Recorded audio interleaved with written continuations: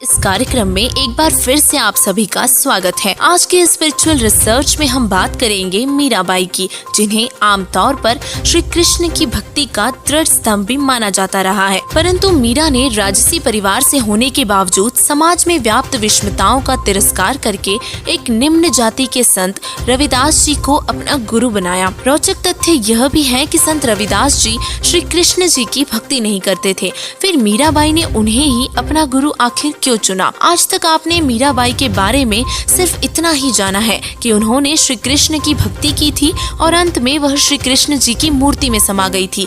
लेकिन आज के स्पिरिचुअल रिसर्च में हम इन्हीं तथ्यों का विश्लेषण करेंगे। मीराबाई का जन्म एक राजपूत जाति में हुआ था और मीरा बचपन से ही धार्मिक विचार वाली थी और मंदिर में जाकर श्री कृष्ण जी की भक्ति करती थी। फिर मीराबाई का विवाह राजा से हो गया। राजा भी धार्मिक विचार वाले थे, तो उन्होंने मीराबाई को कभी भी मंदिर जाने से नहीं रोका, अपितु लोक चर्चा से बचने के लिए मीरा के साथ 3-4 नौकरानी भेजने लगे। कुछ वर्ष पश्चात मीरा के पति की मृत्यु हो गई और देवर राजगद्दी पर बैठ गया। उसने कुल के लोगों के कहने पर मीरा को मंदिर में जाने से मना किया, परंतु मीराबाई नहीं मानी, जिस कारण से राजा ने मीरा को मारने का षड्यंत्र रचा। राजा ने एक सपेरे वाले से कहा कि ऐसा सर्प लाकर दे कि डिब्बे को खोलते ही खोलने वाले को डंक मारे और व्यक्ति मर जाए। ऐसा ही किया गया। राजा ने अपने बेटे का जन्मदिन मनाया, जिसमें रिश्तेदार व अन्य गणमान्य व्यक्तियों को आमंत्रित किया गया।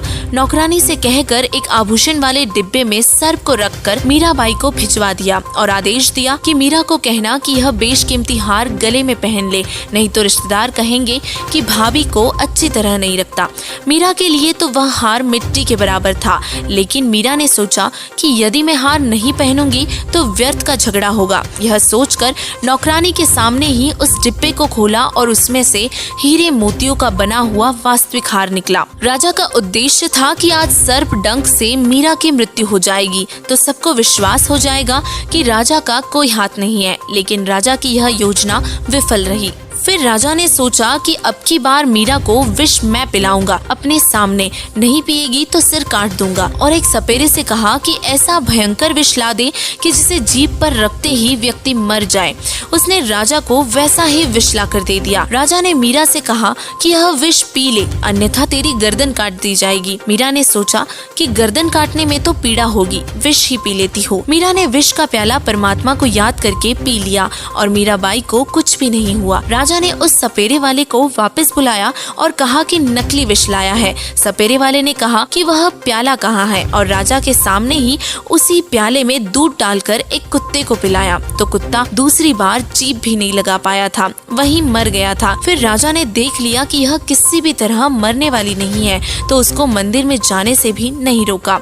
जिन श्री कृष्ण जी के मंदिर में मीराबाई पूजा करने जाती थी, उसी मार्ग में एक छोटा सा बगीचा था और उसी बगीचे में परमेश्वर कबीर जी तथा संत रविदास जी सत्संग कर रहे थे। मीराबाई ने देखा कि यहाँ पर परमात्मा की चर्चा या कथा चल रही है, कुछ देर सुनकर चलते हैं। परमेश्वर कबीर जी ने संक्षिप्त में सृष्टि रचना का ज्ञान सुनाया और कहा कि श्री कृष्ण जी यानी कि श्री विष्णु जी से भी ऊपर अन्य सर्वशक्तिमान परमात्मा है। अगर जन्म और मरण समाप्त नहीं होता तो भक्ति करना और न करना समान ही है। जन्म और मरण तो श्री कृष्ण जी का भी समाप्त नहीं हुआ, उनके पुजारियों का भला कैसे होगा? परमेश्वर कबीर जी के मुख कमल से यह वचन सुनकर परमात्मा के लिए भटक रही आत्मा को नई रोशनी से मिली। सत्संग के उपरांत मीराबाई ने प्रश्न किया कि हे महात्मा जी, आपकी आज्ञा हो तो शंका का समाधान करवाऊं? परमेश्वर कबीर जी ने कहा कि प्रश्न करो बहन जी। मीराबाई ने कहा कि आज तक मैंने किसी से नहीं सुना कि श्री कृष्ण जी से भी ऊपर कोई परमात्मा है। आज आपके मुख से सुनकर मैं दो राहे पर खड़ी हो गई हूँ। मैं मानती हूँ कि संत झूठ नहीं बोलते। परमेश्वर कबीर जी ने कहा कि आपके धार्मिक ज्ञानी गुरुओं का दोष है, जिन्हें स्वयं ज्ञान नहीं था कि आपके सदग्रंथ क्या ज्ञान देते हैं। श्रीमद् देवी भागवत पुराण के 3 स्कंद में श्री विष्णु जी स्वयं स्वीकार करते हैं कि मैं विष्णु, ब्रह्मा तथा शंकर नाशवान है, हमारा हमारा आविर्भाव यानी कि जन्म और तिरोभाव यानी कि मृत्यु होती रहती है। हम अविनाशी नहीं है।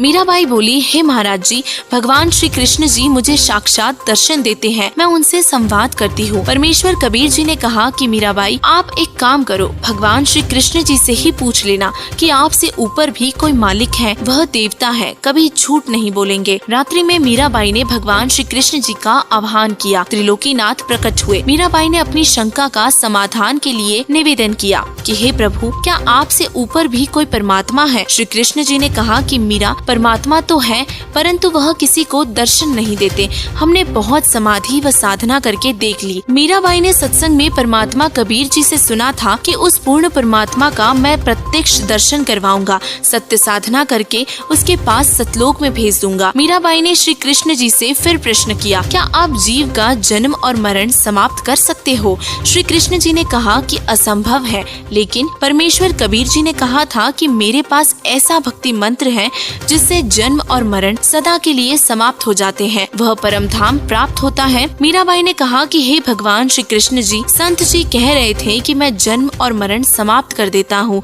अब मैं क्या करूँ? मुझे तो पूर्ण मोक्ष की चाह है। श्री कृष्ण जी बोले कि मीराबाई, आप उस संत की शरण ग्रहण करके अपना कल्याण कराओ।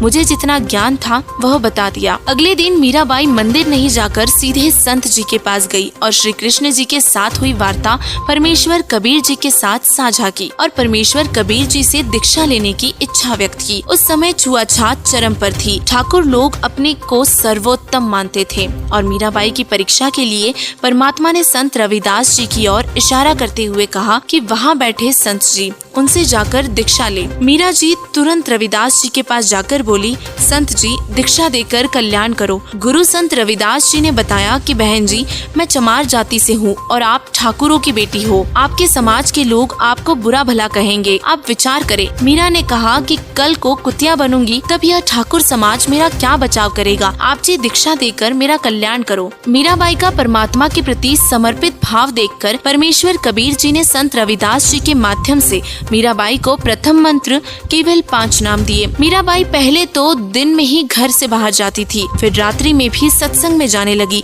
क्योंकि सत्संग दिन में कम और रात्रि में अधिक होता था। और यह सब देखकर राणा और जल भुन गया और मीरा को समझाने के लिए उनकी माता जी को बुलाया, लेकिन मीराबाई ने तब भी सत्संग में जाना बंद नहीं किया। कुछ वर्षों के बाद अपने देवर के अत्याचारों से परेशान होकर मीराबाई घर त्याग कर वृंदावन में चली गई। वहाँ कबीर परमात्मा जी एक साधु के वेश में गए। ज्ञान चर्चा हुई, तब मीराबाई को ज्ञान हुआ कि अभी आगे की पढ़ाई शेष है, यानी कि केवल प्रथम मंत्र के जाप से मोक्ष नहीं होगा। कबीर परमात्मा ने मीराबाई को सतनाम की दीक्षा दी और मीराबाई को वही रूप दिखाया जिस रूप में संत रविदास जी के साथ सत्संग में मिले थे। मीराबाई जब घर त्याग कर चली गई तो उस क्षेत्र में अकाल मृत्यु, काल की मार शुरू हो गई। ज्योतिषियों ने बताया कि आपकी नगरी से संत रुष्ट होकर गया है, जिस कारण से यह उपद्रव हो रहा है। समाधान बताया कि संत जीवित मिल जाए तो वापस मनाकर प्रसन्न करके लाया जाए तो आशीर्वाद देकर सब ठीक कर सकता है। राणा को पता चला कि मीरा संत थी। मीरा को लाने के लिए मीरा के 2 सिपाही, जो कि मीरा के साथ छाया की तरह रहते थे, दोनों मीराबाई की खोज में निकले।